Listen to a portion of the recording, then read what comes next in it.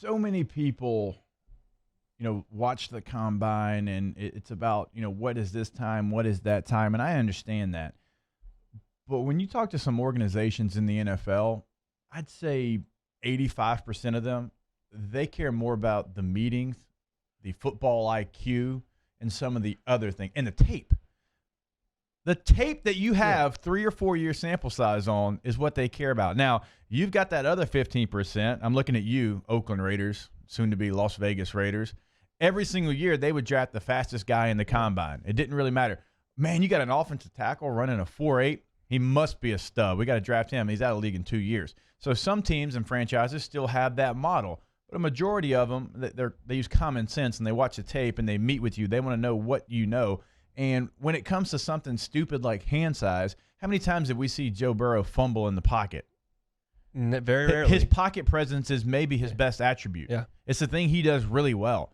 When he's spinning to avoid a sack or when he's making two guys from Georgia look like a fool on the same play, he knows exactly where to put the football. When I mean that, he puts it close to his chest, but he still has it raised because he's ready to go. It's like having a gun that's cocked. It's always ready to go, and he doesn't, get outside his body with the ball, right? Remember Johnny Manziel. Johnny Manziel was really good at avoiding the rush, but he was reckless with the football. Yeah, he's holding the ball like a loaf of bread up over his head. Yeah, Joe running Burrow around is like not a crazy that. person. Joe Burrow has a control to the football, right? He is so polished, and I'm sure a lot of that comes from his father. We all know what his dad did for a living.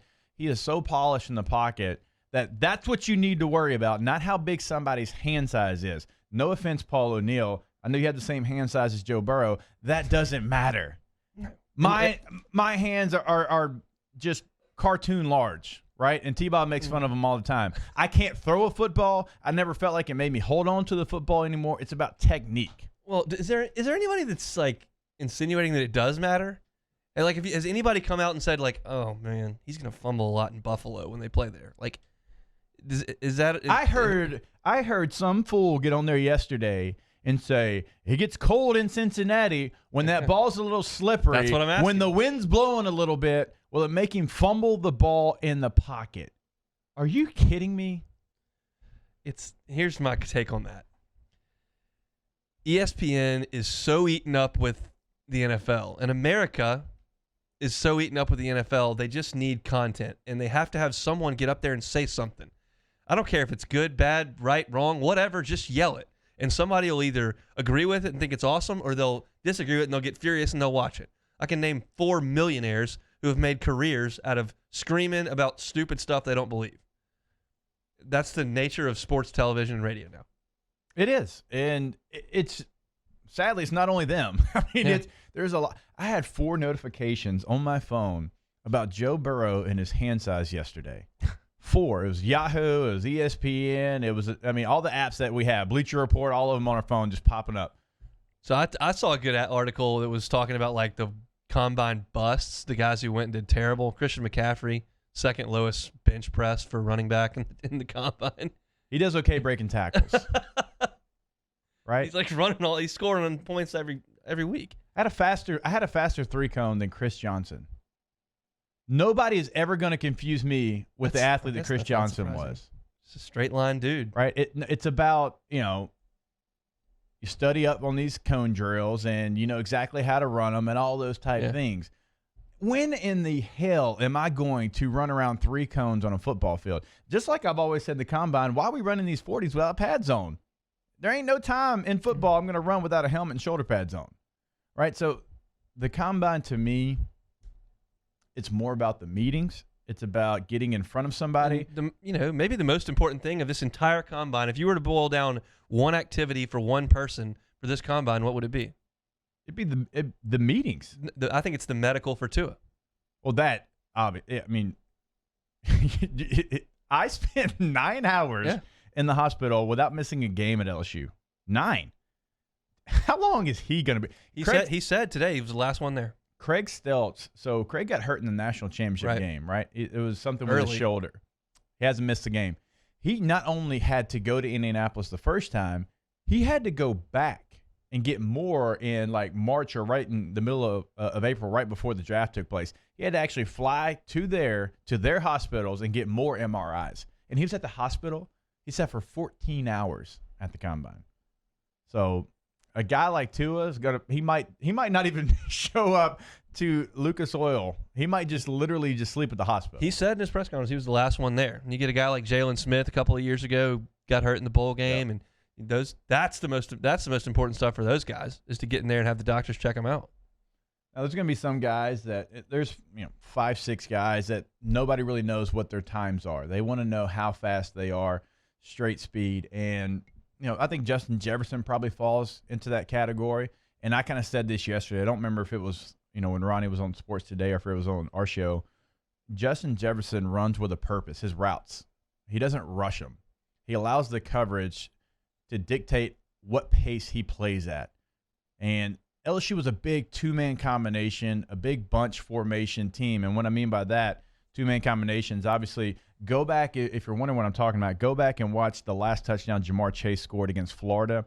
Him and Clyde Edwards-Helaire were in a two-man combination. Both those routes had a purpose to get one or the other open, and Jamar Chase, in that case, was the main target. Justin Jefferson does a really nice job of not rushing his route. So many times a guy will rush a route, and it doesn't do what the play calls for because he's trying to get to a spot so fast. Justin is so smooth in his routes. He has that feel to him. And so when you turn on the tape, sometimes you can be like, how fast is this guy? He's plenty fast. I think he's going to surprise some people, Hunt, when he gets out there, straight line speed, and he runs his 40. Like Jarvis ran a bad time at the combine. I came back at Pro Day and shaved it a little bit. 4.7? Yeah, it was bad. But I mean, you watched how physical he runs his routes and how he catches everything. Who cares? And he's the same guy. Yeah, he's very smart route runner. Yeah, he's a very smart. If it was all about speed, Trendon Holiday would have been a receiver. No, Trendon was an X factor returner. He was one of the fastest people we've ever seen. We've seen the guy Ross that Cincinnati fell in love with. That guy can really run a go route. He can blaze. What else is he going to give me, right? And so NFL teams are smarter than we give them credit for. They know what Justin Jefferson is. I'm just intrigued because we've never really seen him run a 40, and I think that he's going to prove a lot of people wrong as well. Yeah, I think that's one of those situations where the tape doesn't lie. The tape is going to tell you exactly what you need to know. And I was talking about this on Sports Today earlier, but the exact opposite, I think, is the case where the combine is a big show for Stephon Sullivan. Yeah. Because the tape's not there, but then he measures in. He's an eighth of an inch under 6'5", so he's 6'4" and 7/8, 248 pounds. His wingspan was 85 inches. It was 6 inches longer than any other tight end in the deal. So they can't turn on the tape and figure that out, but they can measure him and watch him run and go, that's a kid. Watch that vertical. Watch that 40 time. Look at those measurables. Somebody's taking that kid. See, it's a great point that you make. That's who the combine's for. It's not for the guys that have the 3 and 4 years of tape. Now, they'll get something out of it. I understand that. I'm not saying it's completely worthless. But Stephon Sullivan, a guy who went to the Senior Bowl to try to prove himself, now he's going to the combine to try to prove himself because he was a man without a position at LSU. That's just what he was. He was a guy who may play as a receiver. They're going to move him to tight end. Thaddeus Moss breaks out. He's your star. He's your all-SEC type tight end. He doesn't get on the field. Doesn't mean he can't play. We've seen guys, LSU, not play here and play more in the NFL. James Wright, the receiver, he played more in the NFL. I would argue Russell Shepard probably plays more in the NFL than he did at LSU. Danny McCray is another one that played more in the NFL than he did at LSU. Perry Riley might be one of those guys. So we've seen it before, and he could be that case as well. There's no doubt. I mean, it's important for some people, not as important for others. Joe Burrow's got to go, but he's not doing anything. All he's got to do is get on the meetings and draw it up on the board. But that's his life for the last 2 years, so that's not going to be a big issue for guys like Sullivan. Some of the other guys, it's a chance to make an impact, make an impression on somebody.